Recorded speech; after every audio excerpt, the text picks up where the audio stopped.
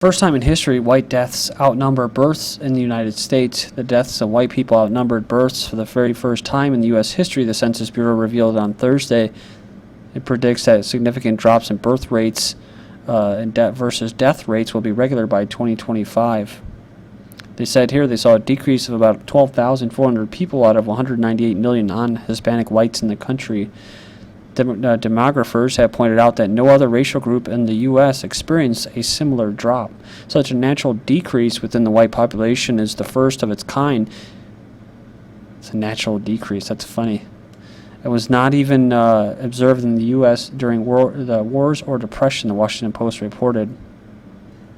We're jumping the gun on a long, slow decline of our white population, which is going to characterize this century, demographer of the Brookings Institution said. So it goes on here, says the data also revealed that half of America's under 5 age group is made up of racial and ethnic minorities, amounting to 49% in 2012.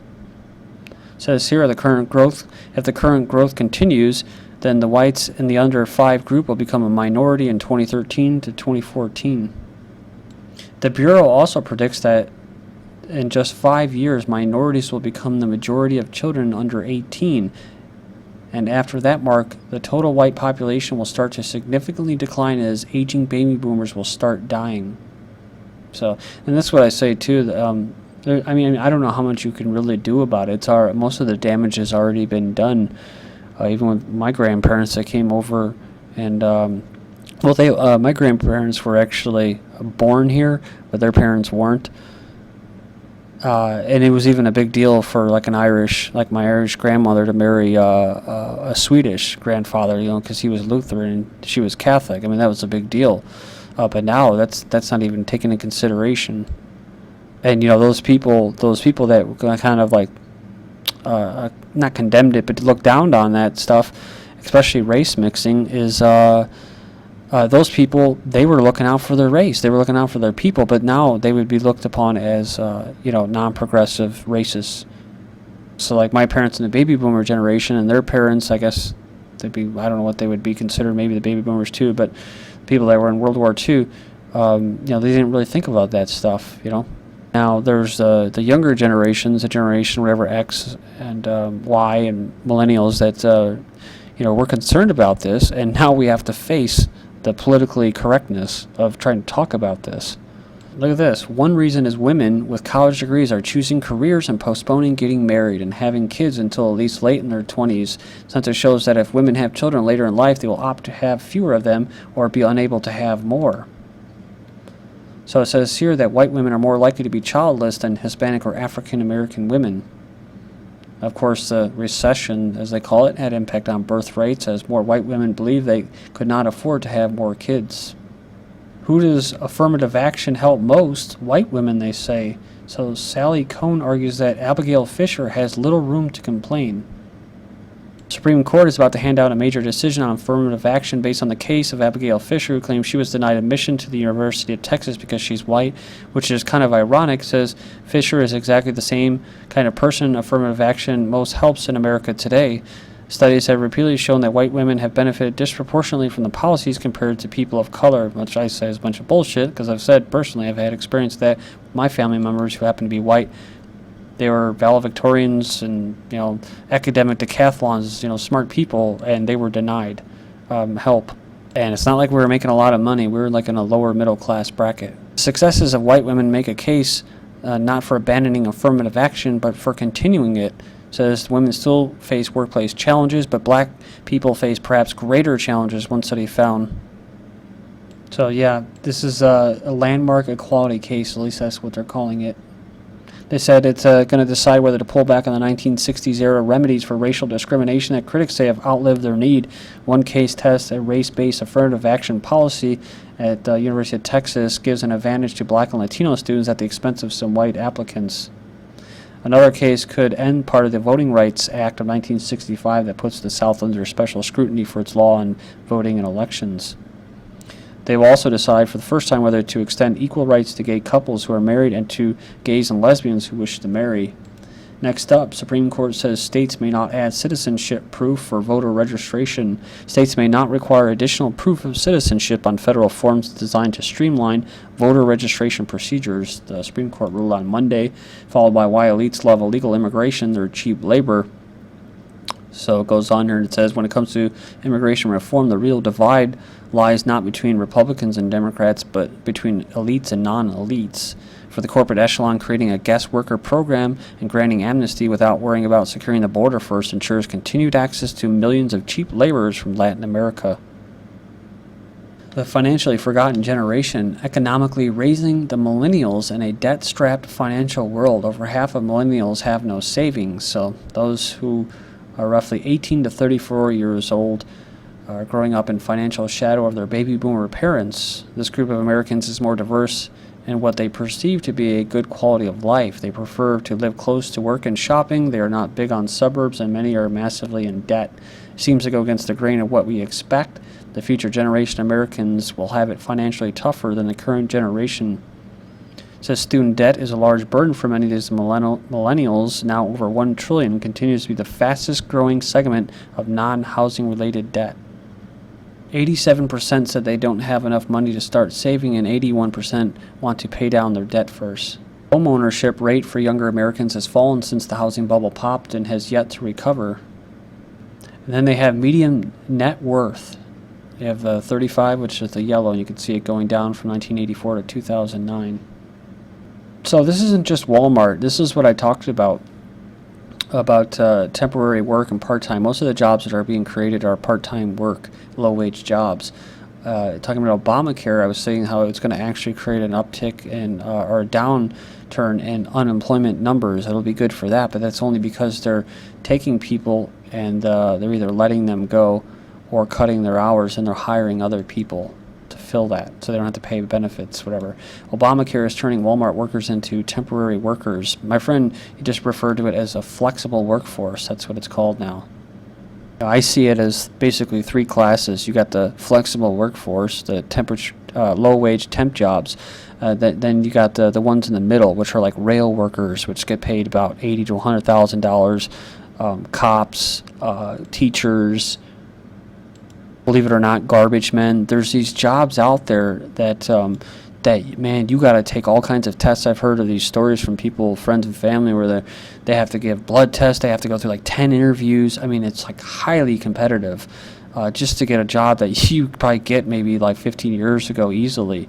They have to jump through all kinds of hoops to get these jobs. But once they get them, I mean, they're complete slaves. I mean, they're working 7 days a week, like I was talking about.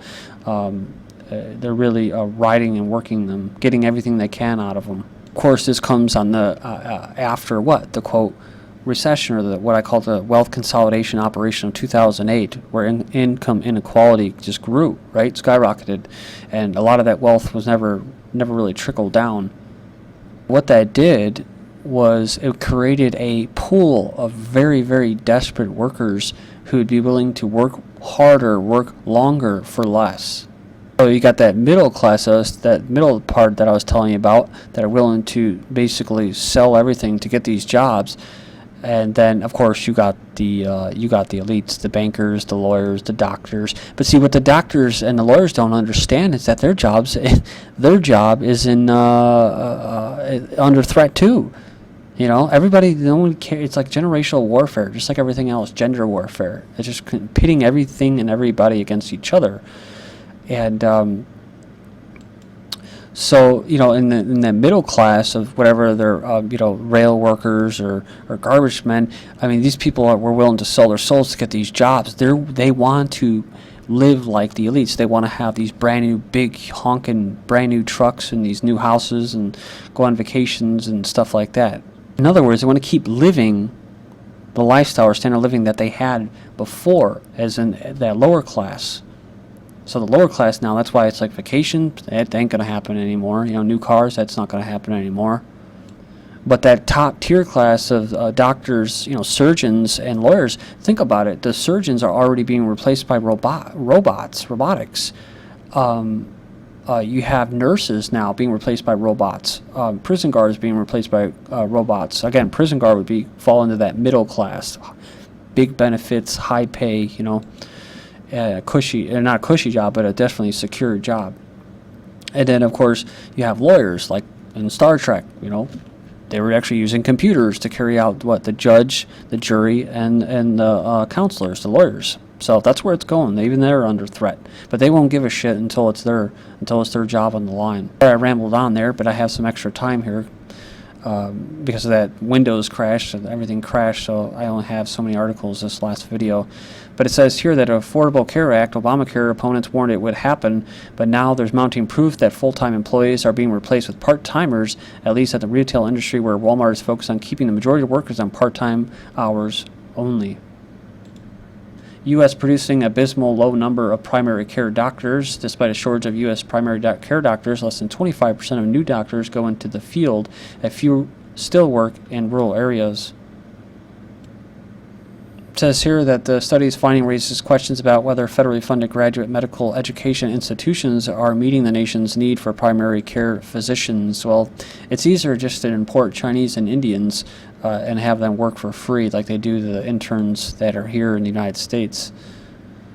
Obama slated to name 5 openly homosexual foreign ambassadors. The Obama regime's ongoing celebration of Homosexual Pride Month has seemingly carried over into its ambassadorial nominations. Monday, the president announced the nomination of Daniel Bayer as ambassador to the Vienna-based Organization for Security and Cooperation in Europe. If confirmed, Bayer would be the first open homosexual to serve as ambassador to a multilateral institution. It says here in the Washington Post that a rash of homosexual appointments is repayment for the massive role gay activists had in the president's fundraising efforts as well as Election Day. Referring to this HBO executive, James Costas, who together with his boyfriend fundraiser over $1 million for president's re-election. So he's expected to be named ambassador to Spain earlier this week. But it goes on and it says they report that dozens of members of Obama's national finance team are openly homosexual, saying that an argument could be made that gay Americans handed Obama the election by voting for him by a 3-1 margin. Record droughts, torrential rains, is this the new norm? So they always have to say the new norm, right?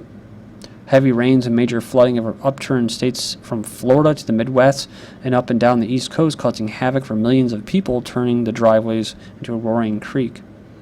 Says that the drought still affects 44% of the nation. Says the biggest droughts in memory racked the U.S. last year, with climatologists comparing them to the 1930s Dust Bowl. 2012 was the hottest year on record. They say here the continual flooding drought pattern brought on by the planet's changing climate and the inherent damage it's wreaking has now become so common it has its own moniker, flash drought. Second Dust Bowl headed for American West, they asked. Dust storms on the rise, says a study. Goes on and says that while the area is known for its often dusty visage, think all the Westerners you've ever seen, drought and high winds are causing more storms than usual. It says that's only half the problem. Is the other half of storms are unexplained, pointing to off-road vehicle use, oil and gas development, urban and rural development, and grazing as possible causes, not chemtrails or weather modification, spraying of aerosols. No, it doesn't have anything to do with it. Met Office holds emergency meeting to discuss Britain's increasingly unpredictable weather patterns. Remember, Germany just had those floods and stuff, along with Texas. It follows the coldest spring in more than 50 years.